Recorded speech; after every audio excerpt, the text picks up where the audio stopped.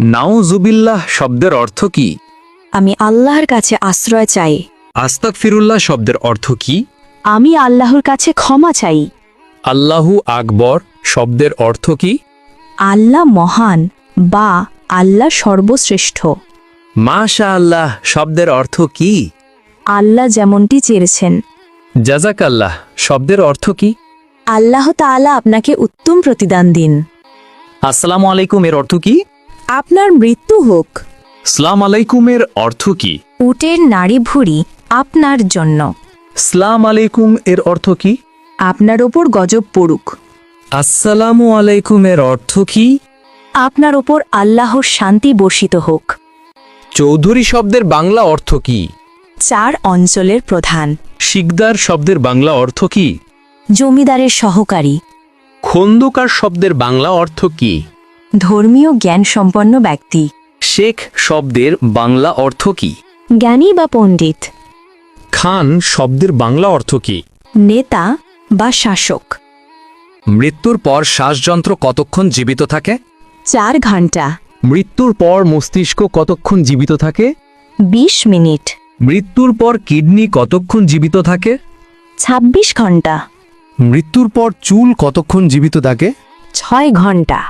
হজরত মুহাম্মদ সাল্লাল্লাহু আলাইহি ওয়াসাল্লাম এর কতজন সন্তান ছিল? 7 জন। জাকারিয়া আলাইহিসসালামের কতজন সন্তান ছিল? 4 জন। দাউদ আলাইহিসসালামের কতজন সন্তান ছিল? 4 জন। সুলাইমান আলাইহিসসালাম এর কতজন সন্তান ছিল? 4 জন। মানুষ মৃত্যুবরণের 40 দিন পর তার রুহু বাড়িতে আসে, এটি কেমন বিশ্বাস?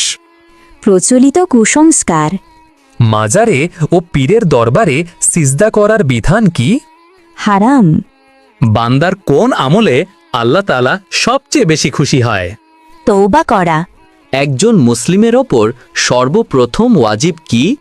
তাগুতকে অস্বীকার করা। আল্লাহুম্মা গফিরলি শব্দের বাংলা অর্থ কি? হে আল্লাহ, আমাকে ক্ষমা করুন। ওয়ারহামনি শব্দের বাংলা অর্থ কি? আমার প্রতি দয়া করুন। ওয়াহদিনী শব্দের বাংলা অর্থ কি? আমাকে সঠিক পথ দেখান। ওয়া আফিনী শব্দের বাংলা অর্থ কি? আমাকে সুস্থতা দান করুন। ওয়ারজুগনি শব্দের বাংলা অর্থ কি?